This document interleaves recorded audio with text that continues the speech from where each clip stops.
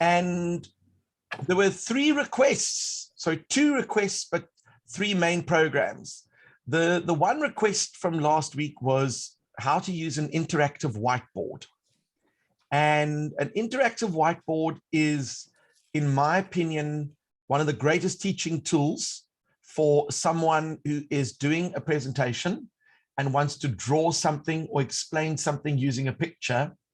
But the one that I'm going to show you has a little bit more zhuzh to it. It allows you to view what your participants are actually doing on their whiteboards.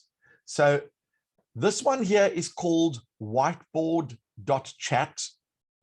And what I'm going to do is I'm going to share the link in the chat afterwards. I first want to show you what it does. So let me go like this and go to share screen. So when I go to whiteboard.chat, it opens up this thing over here. I click on start drawing, start teaching, and off I go. There is my whiteboard. But I would like to involve some of you. So I go to the top right-hand corner where it says invite. I click on that. And then I've got either a QR code, which you can scan with your phone, or a link. I'm going to click over here to copy the link. I now have the link. I'm going to paste that in the chat. So you can click on this link in the chat. And then once you've clicked on that link, you type in your name, and then you'll be on the whiteboard. And I'm going to look at the top right-hand corner to see if anyone else is joining the whiteboard, because right now I'm the only person. And as soon as someone clicks on the link and types their name, then I will see them on the whiteboard as well. And as a teacher, you can imagine if I've got 3 students at home and 10 students in the classroom, I can share this link with all of them. Makes no difference where they are. They can each have their own whiteboard, and then I'm able to view what they are actually doing in class. So let's see if we can get one participant who's going to join.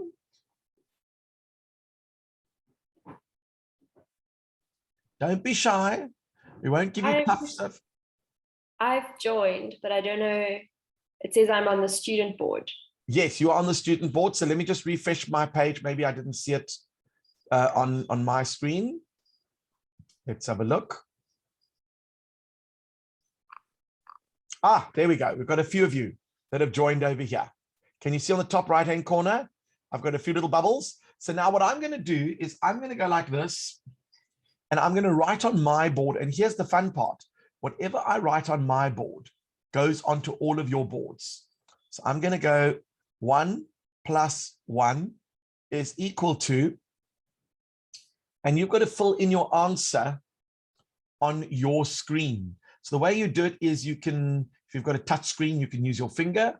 If you've got a mouse, you can hold the left mouse button down. And then while holding it down, you can draw and then you let go. Or you can even click on text, the T for text over here. And if you click on text, let's just do that quickly. You can go to click and type.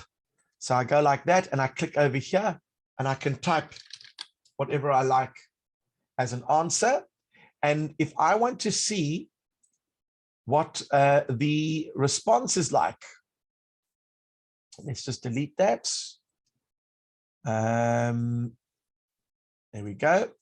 I'm going to go to grid view, which is on the bottom left-hand corner.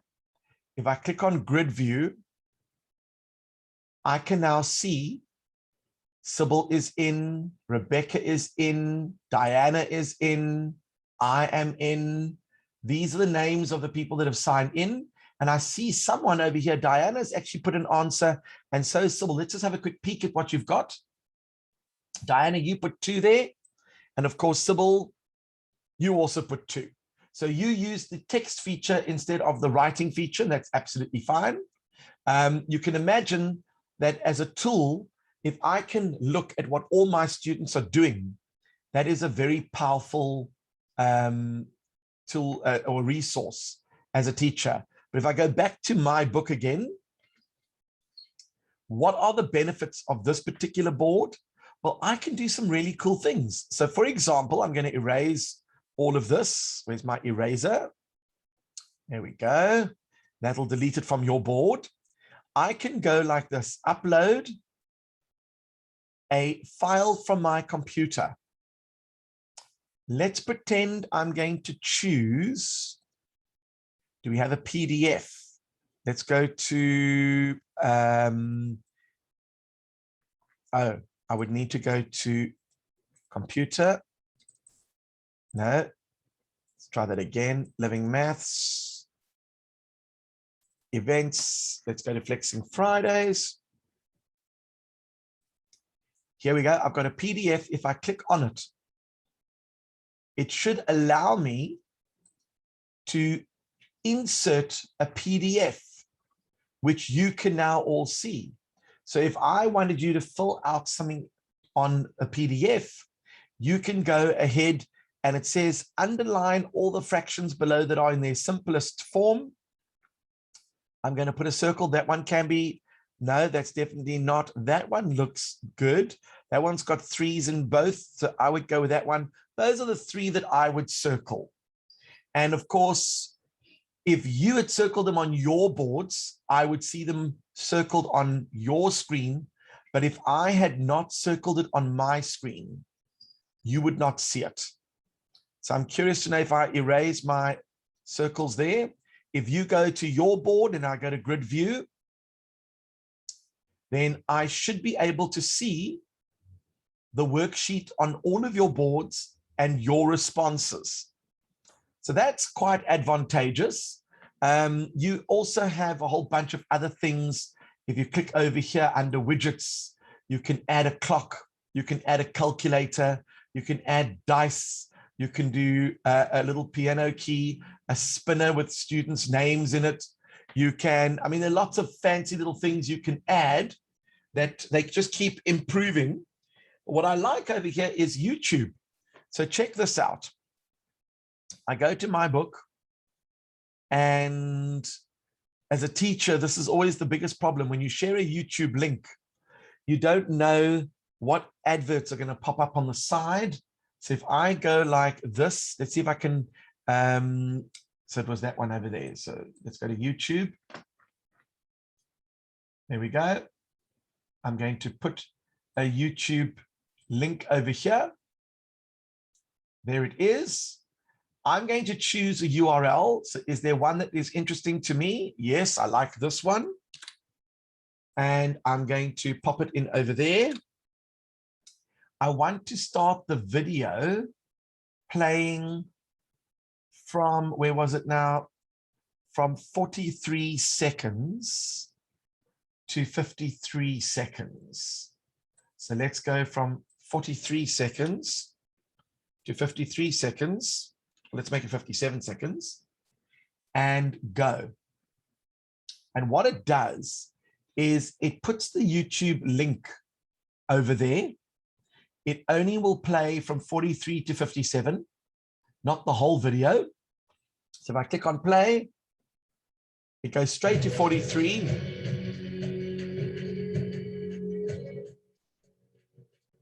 And I'll tell you about that video anyway, but notice no distracting adverts or anything. I can move that anywhere on the screen and my students can watch it at any time. And of course, I can go to another board over here and I can write stuff. Let's say we're trying to solve a problem and I say, look, we've got a grid that looks like that. And, you know, you'd fill in the numbers over there and you'd fill in the numbers over there. So it is a very useful tool that allows me to explain things. I can change the color of my pen. I can change the size of my pen. I can zoom in or zoom out. It really is a very useful tool as a teacher.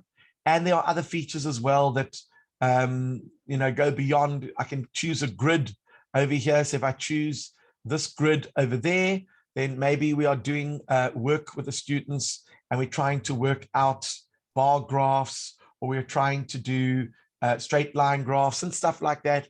As you can see, it's got all the features that a teacher could need to make it useful.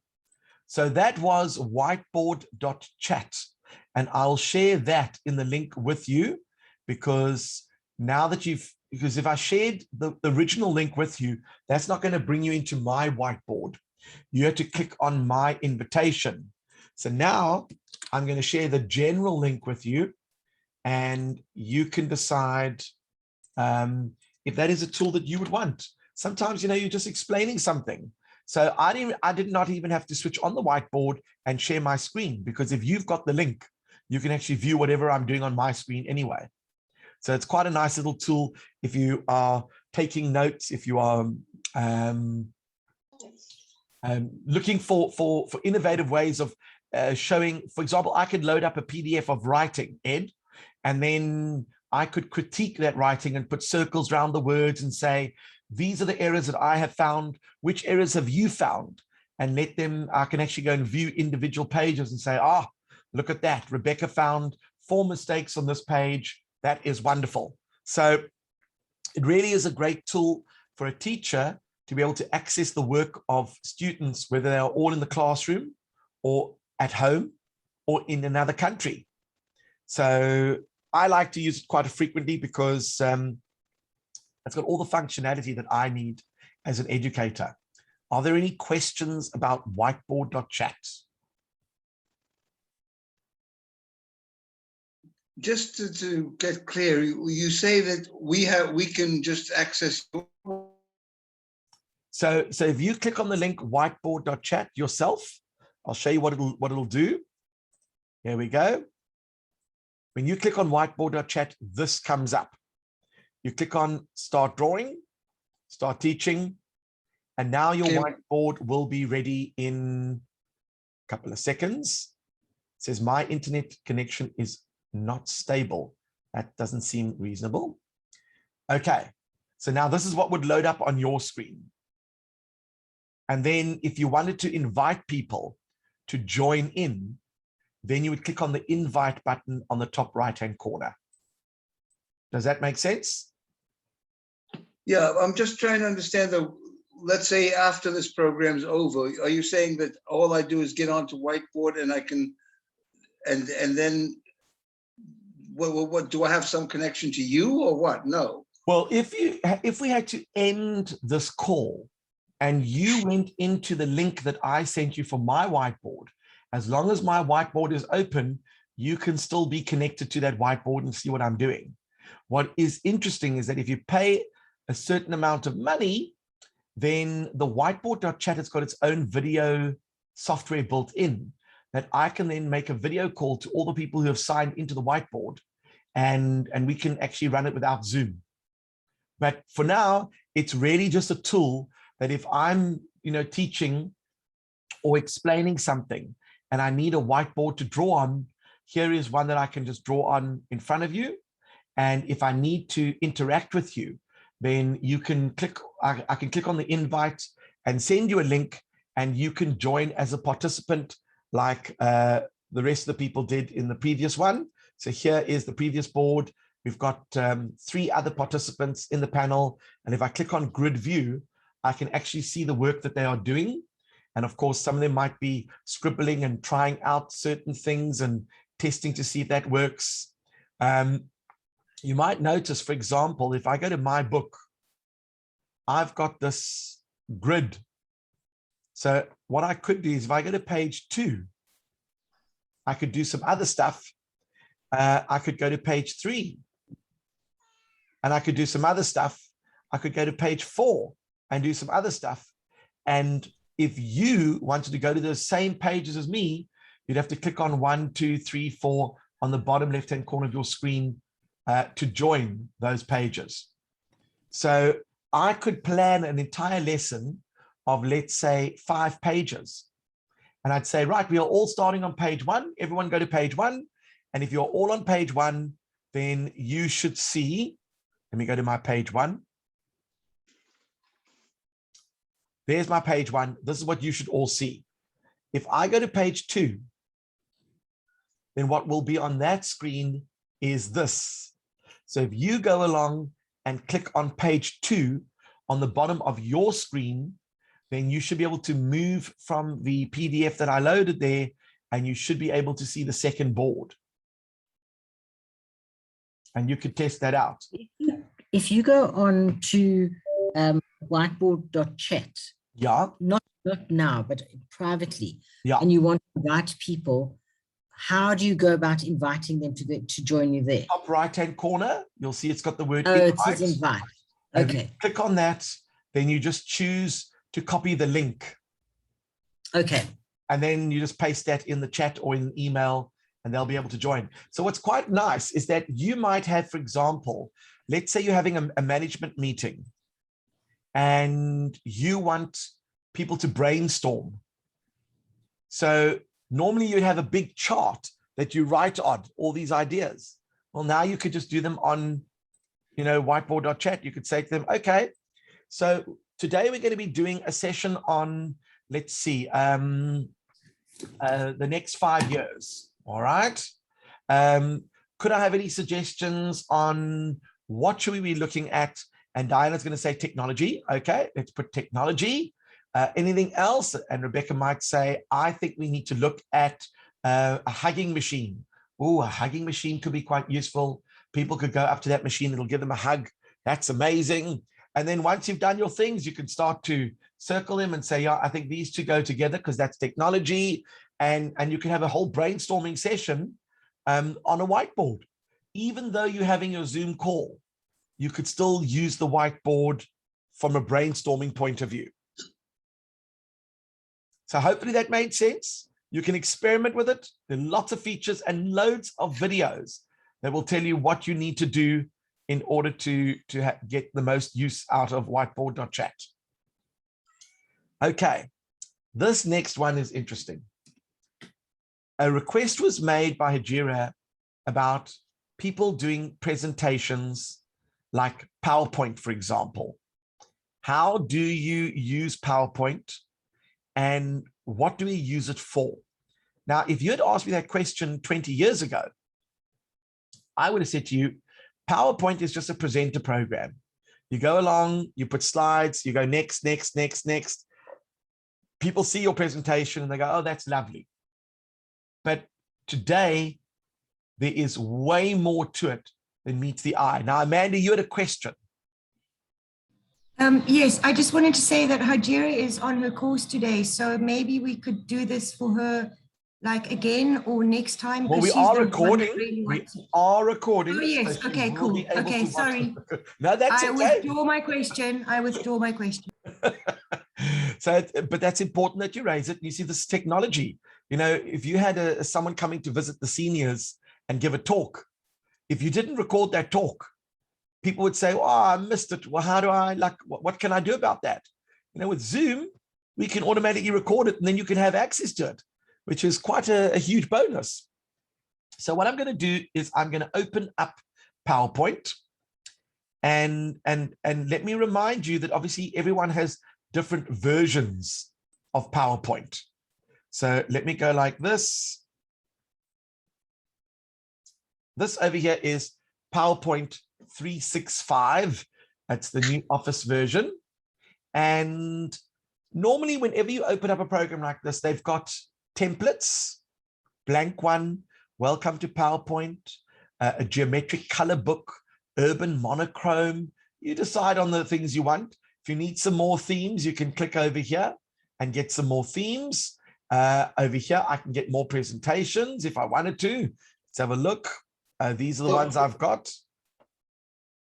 So where did you look on your computer for this PowerPoint? Where did you look? So now, Ed, if you've got Microsoft Office installed, there's a good chance that you've got PowerPoint on your computer. But you might not have Office installed on your computer. Do you have Microsoft Word? Do you have Microsoft Word? Yeah. Then you most likely have Microsoft PowerPoint. So where does it appear? You mean it appears? No, that's a good question. So what I would normally do is, let me go like this and share my screen. So what you could do is you could go along here on the bottom left-hand corner, you'll see a little Windows icon. if I click on it, I can then scan down the list until I get to PowerPoint. There's PowerPoint, and I can click on it to open it up. Did that make sense? So first I go into desktop and then I look for this thing, or on the left-hand side? On the left-hand side on the bottom, you see it says, it's got like a little start, the start button. It's the Windows icon. If you click on it, then you get this long list of programs that you've got installed on your computer. And you just scroll down until you get to P for PowerPoint. All right. So once you've got PowerPoint, then what I'm going to do now is I'm going to go to this one. Okay.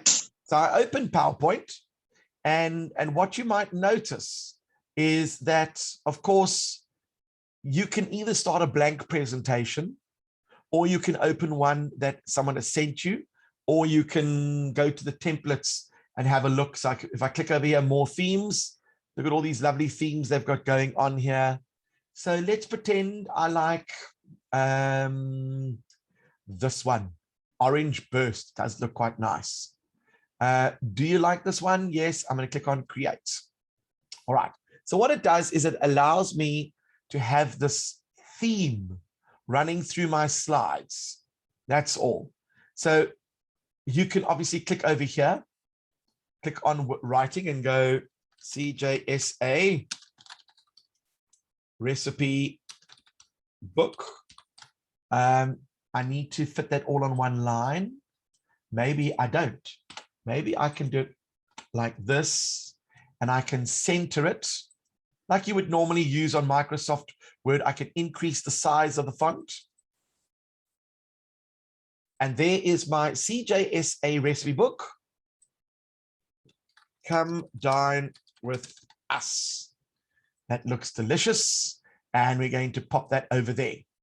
So there is my first slide. It's just a picture of some nard cheese. You've got CJSA recipe book and come dine with us. And of course, over here, there's slide number 2. What am I going to put here? Let's put choose your favorite dish.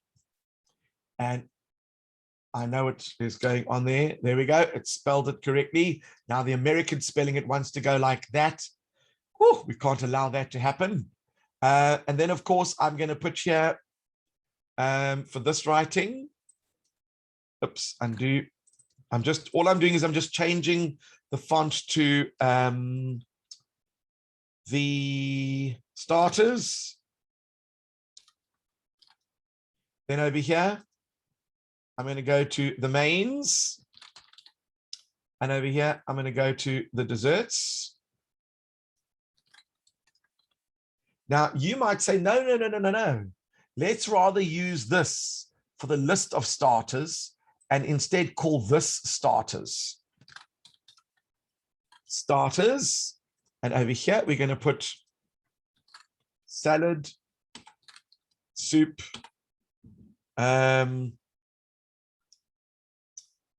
salmon, and sushi.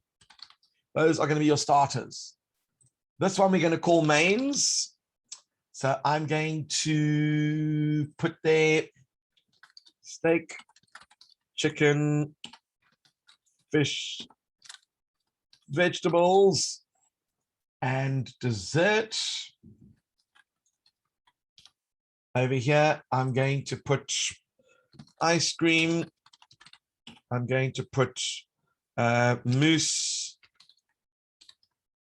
And I'm going to put cake. There we go. So now you can see what I've done over there. And if I go back to the original, there's the first page. There's the second page. Obviously, you want to now add a new slide. I'm going to click on new slide. There we go. And it adds a new slide. Notice it's keeping the same theme. So my slide is going to be, well, since we were doing starters, let's go with starters. And over here, I'm going to add,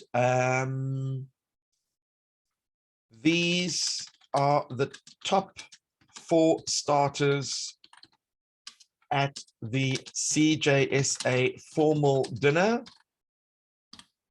And I can maybe give some history of them, blah, blah, blah, blah, blah, blah.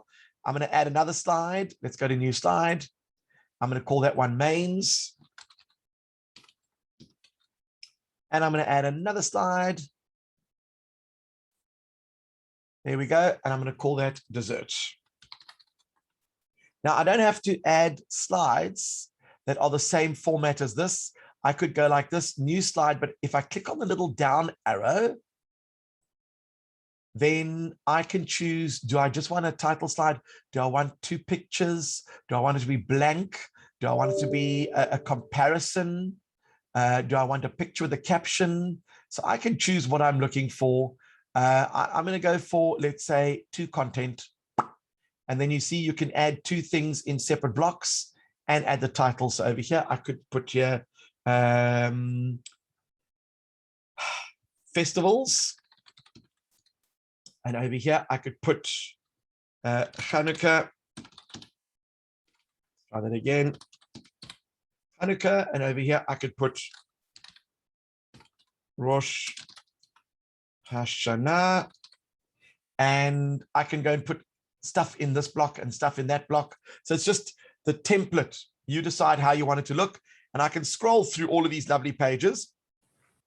But now when I'm done, of course, you're going to say to me, but no, starters needs an image.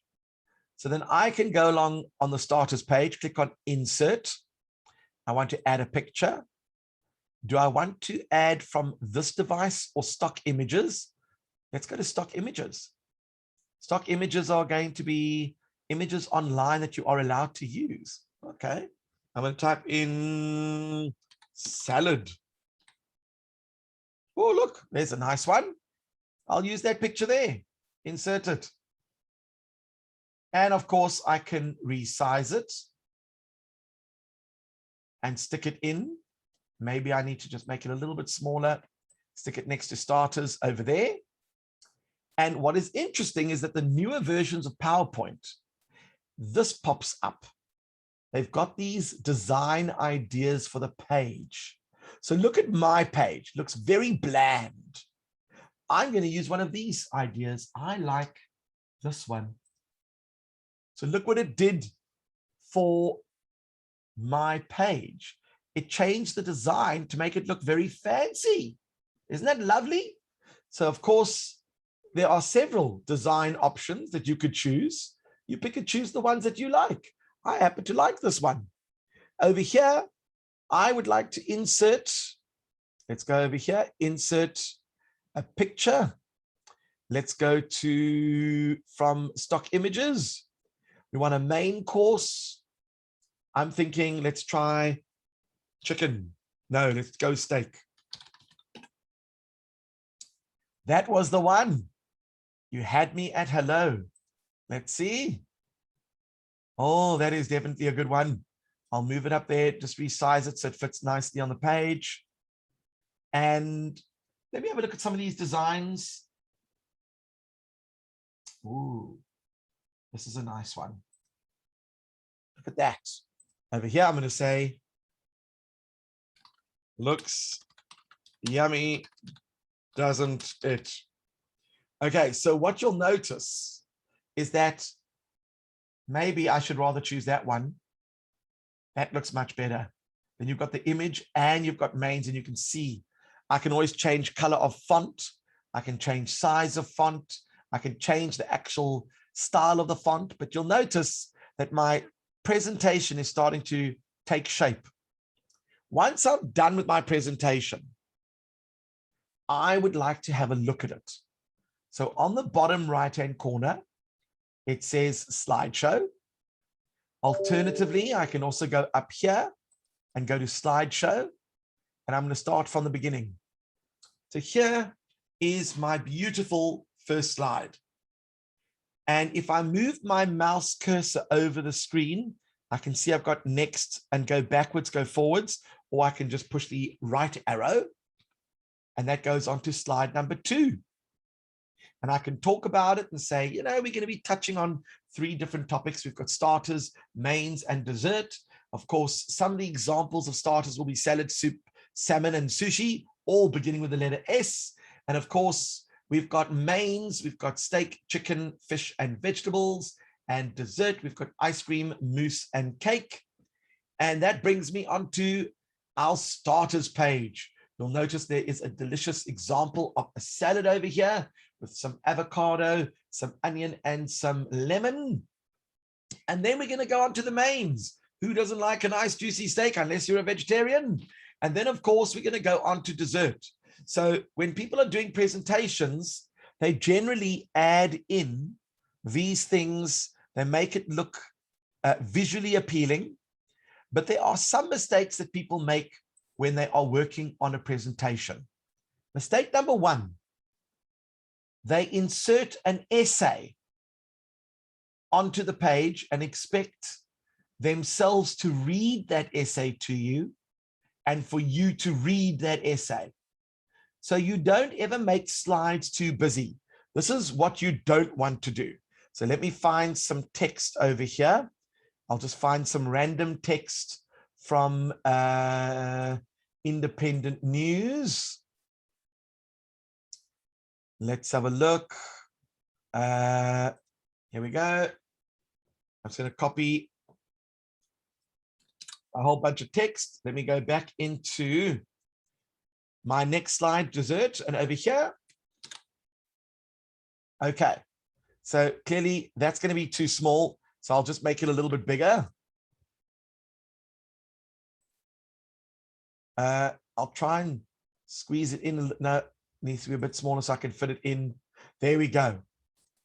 This, if I show you what that slide looks like, that's not a great slide. Because what normally happens is that parents, they actually not parents, like presenters, they read this entire presentation. And that is something that is a waste of everyone else's time. So what you want to do is put 3 or 4 points on the actual page, and that gives you the chance to speak on those points without having all that text. If you want to have these notes on a page in front of you, then while the people are looking at the 3 or 4 points on your PowerPoint, you can read these notes yourself to them, and you're not boring them with all this text. So text is a no-no. What you can do, though, is you could actually animate these things.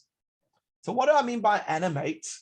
Well, if I take these points over here, I highlight it, and I go to animations, I can get them to fly in, float in, split, wipe. Well, let's have a look. Appear. If I click, it just appears. Okay, that's not too bad. Let's get fly in. Let's get float in. Let's get split in. Let's get wipe in. Let's get shape in, the shape of some sort of shape. Let's get a wheel in. Let's do random bars. Let's do grow and turn. So these are different ways you can animate your text. And if I look at the animation over here, I want to look at what the actual animation is saying. So over here it says, do all of these things at once. I don't want to do that. I would like to actually go like this. I want to go start on click. I want that to be number 2. I want this one here to start on click to go to number 3. And I want this one here to go to start on click number 4. So what does this mean? Here's my page, and I've got all of you watching me. And I go, today we're going to be looking at dessert. And first up, we have this particular dessert. It's about a judge considering a decision to rule against the daughter's imminent immigration. The next one up is Judge Fiona Dippenaar presided over an urgent thing in the Gauteng High Court. Next one. So by animating it step by step, I can bring one point in at a time instead of sharing the whole slide with all that information. And there's the fourth one. So some people will use animation to bring some life to the presentation. And here comes the other part that I think is amazing. Some people use PowerPoint for presentations. Some people use it to write a book. So let's pretend I'm not doing a presentation on recipes. I'm actually writing a book called CJSA Recipe Book. And each page that I put on there is going to be like a regular page in the book. I'm going to go and lay it out. So I don't mind that there's text on the page. The goal was to make it look like a book, not a presentation. And when I'm done, I go to File. I can save it as, let's go to a place where we're going to save it. I'm going to save it under CJSA. There we go. And instead of saving it as a PowerPoint presentation, I'm going to save it as a PDF. So now it's saving it purely as a PDF. So now I've got my book in PDF format. Look at that. PDF format. So the animation is obviously not there, but with the new design feature that is built in, it helps you to make your book look really snazzy. And then I can email that PDF to all of you and say, this is the 2021 CJSA fundraising recipe book. We're sending it to you free of charge, but if you'd like to make a donation, please feel free to do so. And what you could do is feature people's recipes. So we've got Estelle's famous cheesecake, which I'm forribbled because you didn't give me the recipe. But now it's in the book. And of course, knowing Estelle, she has left out one important ingredient. She's not going to tell us which one it is, because when everyone makes the cheesecake, they go, you know, Estelle, we made the cheesecake, we used your recipe, it just didn't come out the same. And Estelle goes, well, you know, sometimes you need to put a little bit of this and a little bit of that in it. But she doesn't tell us what those little bits of that are, because she wants to still have the reigning title of Cheesecake Queen. So you'll see that you can do this. Let me have a look. I don't know if you guys were able to actually see what I was actually talking about. I just realized now that I was sharing my PowerPoint. But if you have a look over here, this is the PDF that was saved. And you can use this PDF and email that out. You obviously, because it's not a PowerPoint anymore, you're not going to have the animation of the 4 points, and the pictures and everything will come up in one go. So you can actually turn it into a book. There is another cool feature, and that is if you are in PowerPoint, sometimes you might want just this page. So let me show you what I mean. I'm going to go to a new page, new slide. No, I want a blank slide. Here we go. And I'm going to insert, you're going to love this feature. I'm going to insert a shape, a circle, and I'm going to insert an image of me. And this is where it gets interesting. So where is a picture of me? I should have one over here. There we go. There must be a picture of me somewhere along the line. There we go. Okay, so there's a picture of me. There's a circle. And I'm going to close the animation pane down. I'm looking at this lovely screen over here, and I click on Design Ideas. Shapes aren't supported right now. So let me take that out. Maybe I could add in, what else could I insert? I could insert a picture from stock device. I need a frame. Maybe a frame would work. Let's type in frame. There we go. That's an interesting frame. So now I've got these two images. There we go. What I could do is have a look at the design ideas. And they're suggesting maybe I should do that. So let's pretend I like this picture. And over here, I go and insert text. This is a very sneaky idea, actually. I'm going to go to insert a text box over here. And it's going to be read all about it. That's not a bad idea. And I'm going to make that a bit bigger. Let's increase the size of the font. Let's center it, stretch it out a little bit. And I'm going to change that into something a little bit more newspapery. There we go. And let's pretend I like just this slide. Here's another new feature that you can enjoy on PowerPoint. You go to File, Save As, and where do you want to save it? I'm going to save it under CJSA. Let's go to CJSA. Here we go. Where is my CJSA folder? I'm going to save it as a JPEG. This means I'm saving it as an image. So when I click on save, it says, which one do you want? All the slides or just this one? I want just this one. So now what it's done is it's saved that whole page as a JPEG. So if I go along to, let's see if I can find it over here under events, CJSA, I should find, there's my slide. It saved just that image. So you can use PowerPoint not only as a presenter program, not only as a program that you can use it to create a book or some sort. I mean, you can do photo albums. You can just keep inserting photos and making the most beautiful photo album. And one other feature, which I think is amazing, is that sometimes I do a presentation for an international audience.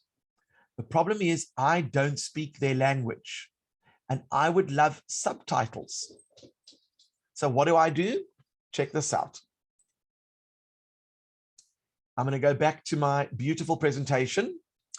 I'm going to start over here. I'm going to go to slideshow. And over here it says always use subtitles. I'm clicking on that. Subtitle settings. I'm going to say that my microphone is going to be that microphone. I'm going to say that my English is actually United Kingdom English. And what language should the subtitles be? Let's see what they've got on offer here. They've got Hebrew. They've got Hungarian. Do any of you speak Afrikaans? I think some of you do speak Afrikaans, so let me choose Afrikaans. Okay, so my subtitles will be in Afrikaans. Let's pretend I don't speak any Afrikaans, and I'm now going to go and start my presentation. Good morning, everyone, and welcome to this presentation on the CJSA recipe book.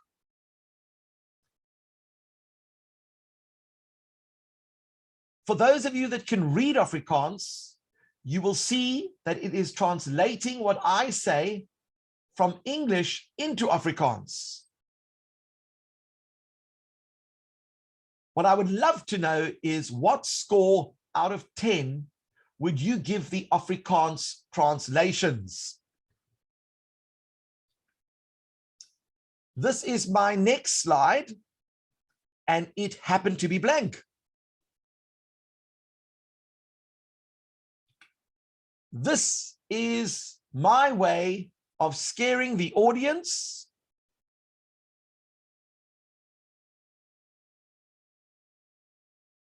So now the question is, how accurate was that Afrikaans? Pretty accurate. Would it work for another language that isn't Afrikaans? I'm so glad you asked that question, because what I'm going to do is I'm going to change the subtitles to a different language. Maybe some of you might know this language. Let's find out if I can share my screen.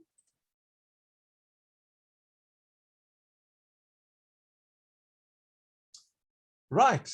If you look at this picture, you will see that there is something unusual about it. You will notice that it actually is typing everything in Hebrew, which means that anyone who can read Hebrew will be able to understand what I'm saying. And I have to tell you that for those of you that do speak Hebrew, you can vouch for how accurate it is. For those of you that speak Afrikaans, you can vouch for how accurate it is. It's pretty impressive stuff if you ask me. So PowerPoint is a very powerful tool. I can now engage people in different languages. I can make a presentation. I can use it as a book creator. I can use it to design things. I can use it to make pictures and then save them. There are so many features that one could use PowerPoint for. But not everyone has got PowerPoint on their computer. So a slightly lesser powerful tool is, of course, Google Slides. So let me show you what Google Slides is. Let's go to share screen. So if I go like this, I can either type Google Slides and then ask me to sign in.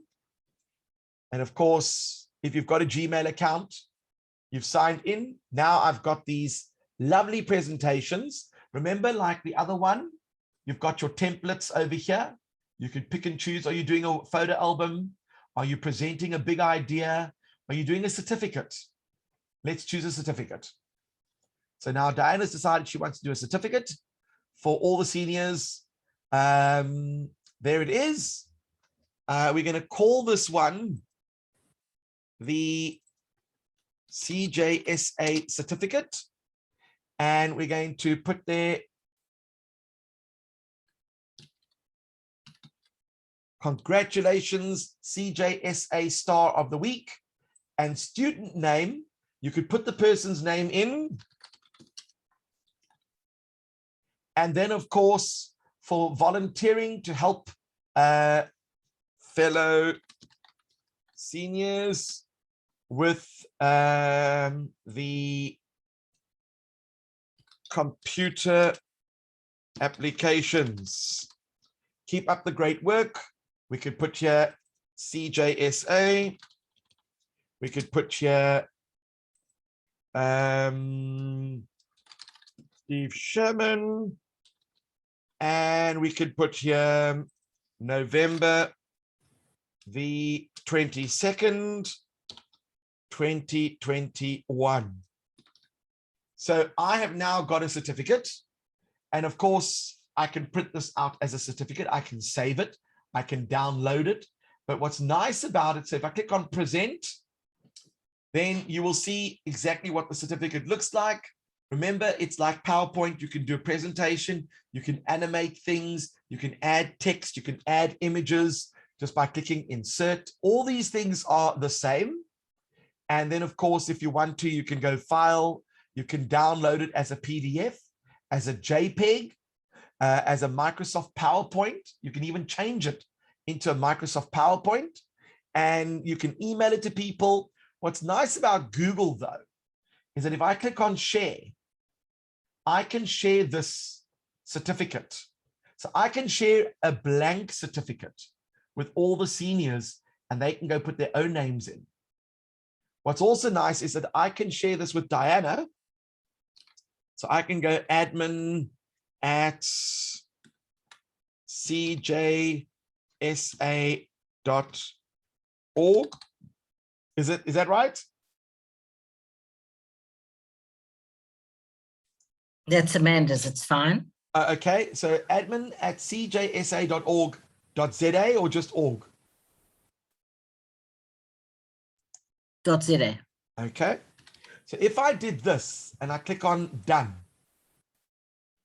Oh, how did I share it with her? Let me just double check that quickly. I might not have given her.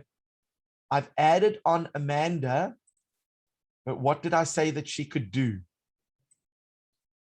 I want to say that anyone who's got that link can edit it. So now Amanda is a co-editor. So if she joins the link that I've sent her in Gmail, and I'll even type it, in fact, you guys, I've made it open to all. So I'm going to copy the link. I'm going to put it in chat over here. If anyone clicks on this link, let's do that again. Copy link. If anyone clicks on that link, you'll pop up on the screen over here and you'll be able to edit the document with me. So let's see if one person wants to just click on that link.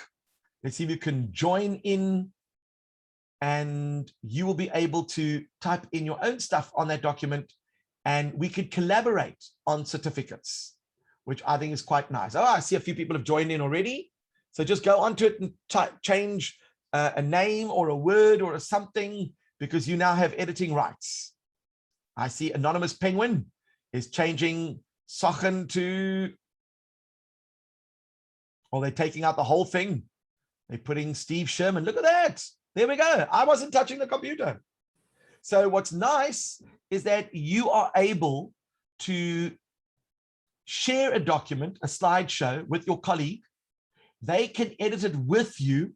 And by the time you do the presentation, you've actually got real-time collaboration, real-time work on an event. And that to me is incredible.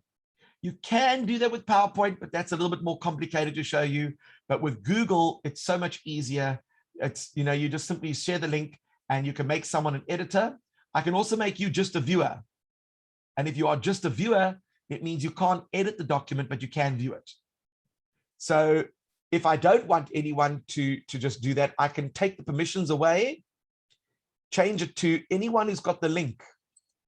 It must be restricted. Done. And when that happens, if someone else wants to try and type on the document, they can't. As soon as they click on that link, it's going to say you need to ask for permission to get into that document. And I can decide, do I want to give you editing rights or viewing rights? And the rest, you know, you can do all those things that you're doing on PowerPoint. You can do them, but a couple of fewer features on slides that obviously you can do in PowerPoint, but you can't do on slides. But for the most part, slides does everything that you would want PowerPoint to do. So that was slides, PowerPoint, and whiteboard. Are there any questions?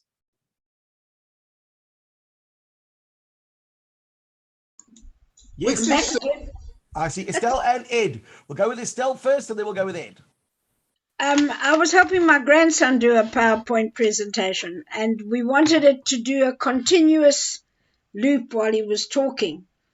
Love that question. But I think it's the version that's on that computer. No, even the oldest version, you can do it. So let me show you how we would do it. I'll go to share. Let's say I want this whole thing to play.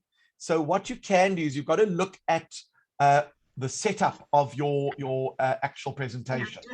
So let's go over here. Oh, I might have a slideshow open at the moment. So let me close that. All right. Okay.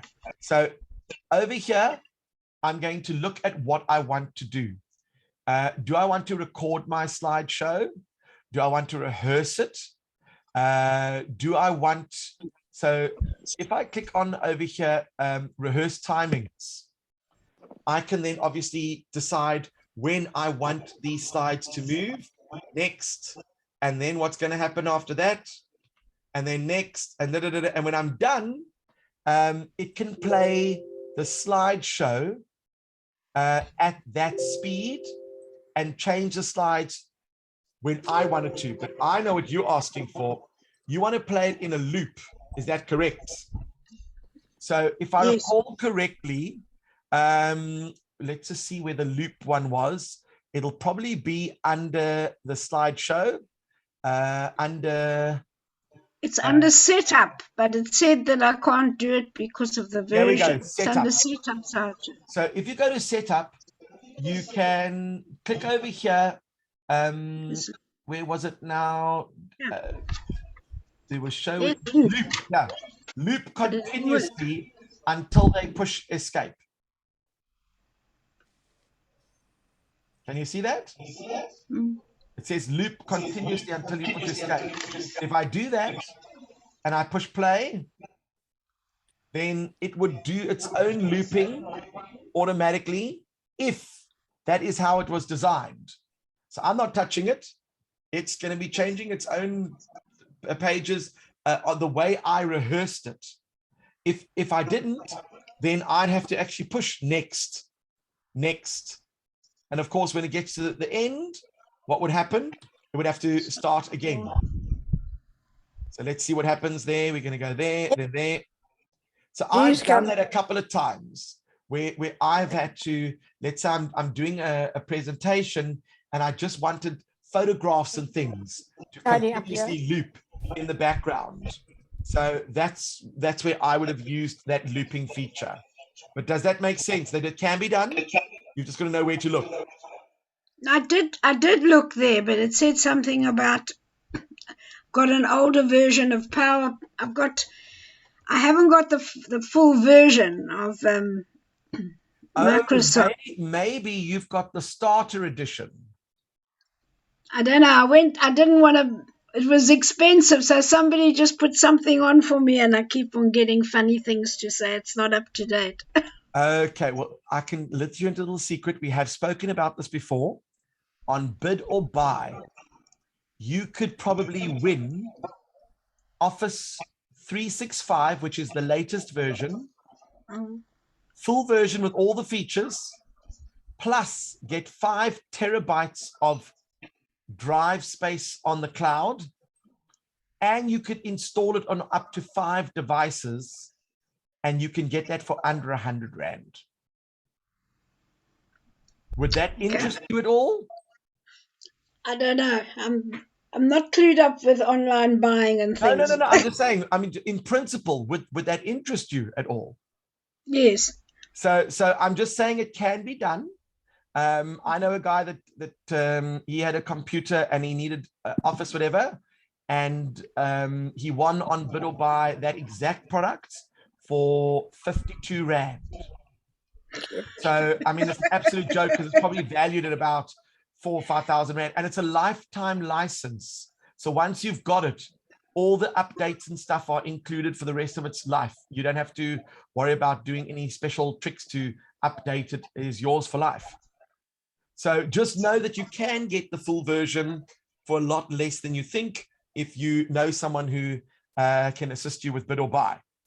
And normally the sales are on Wednesdays and Fridays, and then you sort it. Maybe what CJSA can do is they can assist with winning a couple of licenses for some of the seniors, and then you would just pay the senior the CJSA whatever the cost was to win it. So you could definitely score the full version.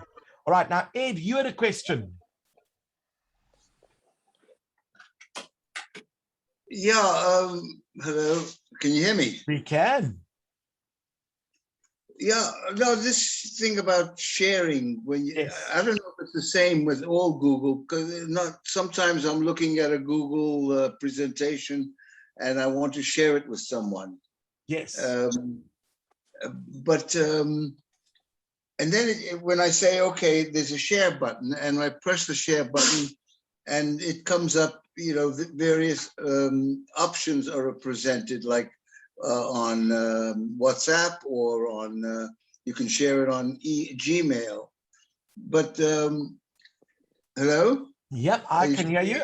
I'm busy loading up the, let's say I've got something in Google. It could be Google Slides. It could be Google Docs. It could be Google Sheets. Anything in Google. If you click on the share button, here are some of the options. You can actually type in the email address of the person and then click on done, and then it'll share with that person. So when they sign into Google and they click on the link that you've shared with them, they'll be able to get in. But what permissions are you giving them? So if I go like this, let's say I'm going to share it with myself, and I'm making myself an editor, then that person is able to edit the document. If I only want to make them a viewer, that means when I click on send, they're going to get an invitation that they can view that document. Yes, they can download it and then edit the, do their own editing themselves on their own computer, but they can't edit the original one that's up on my Google Drive. That's one way of doing it. A much simpler way is to get a link. So what I do is that this one says restricted.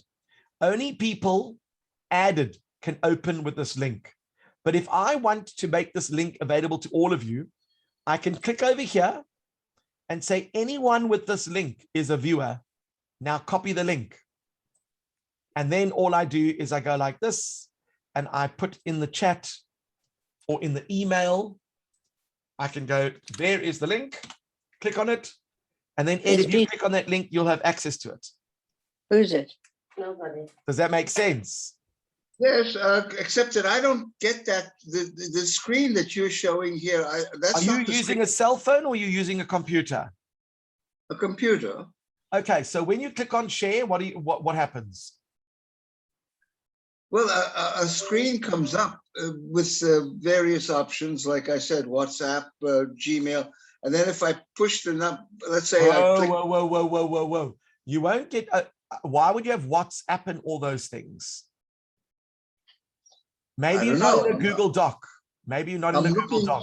Actually, I'm sharing from YouTube. That's it. I've got a YouTube. That's different. Okay, so that's very different. So if I'm in YouTube and I want to share this link, all I do is, so you clicking on the share button over here. Yeah. That's very different to Google. So if I click on it, then it says, how would you like to share it? Well, I could copy the link and just email it to you. I could send it via email. I could put it onto Facebook. I can send it via WhatsApp, but you need to have your WhatsApp linked to your computer. Yeah. If you don't have it linked, then it won't know where to send it. Yeah. So you once went over that. I must say, I've tried to get it done. I can't seem to get it done. We could touch on that again on how to connect your phone to your computer. But if I click on email, then what will happen is it'll open up an email program. There's the link. I just have to type in the name, admin@cjsa.org.za, and I can type in test YouTube. And if I click on send, done. So you can share it that way. But that's very different to sharing it with Google products. If that makes sense. All right. Are there any other questions?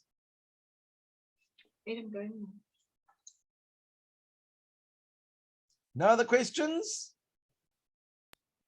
Please may I ask that you also send us the recording from last week. I don't seem to have received it and people are asking for it. What? I'll send them both to you right now. This one should take a couple of minutes.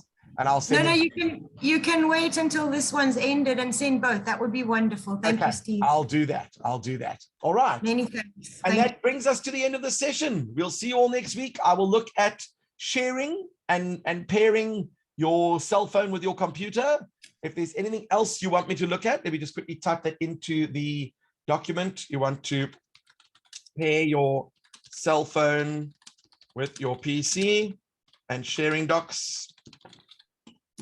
Okay, if there's anything else you want, just let us know and I will gladly. Can I ask you for one? I'm not sure whether we have touched on it, but I've got a lot of CJSA photos on my iPad. Yes. And I want to get them off the iPad and stored somewhere so that I can free up my iPad. Okay, I will cover that next week. Let me do that. I'll switch my iPad on iPad photos to PC. No problem. And Thank- yes, Steve, just to follow on with that, there is a share drive that Diane and I share. So maybe that, and we do have a photo folder there. So maybe we could just put it there. Absolutely. So I can talk about shared drives and putting the photos in a shared drive. Sure. Thank you. Perfect. Anything As else? always, you're always so informative. Well, as long as it's helpful, that's the most important thing. Yes, and then just to say that we've got exercises at 11, and then this afternoon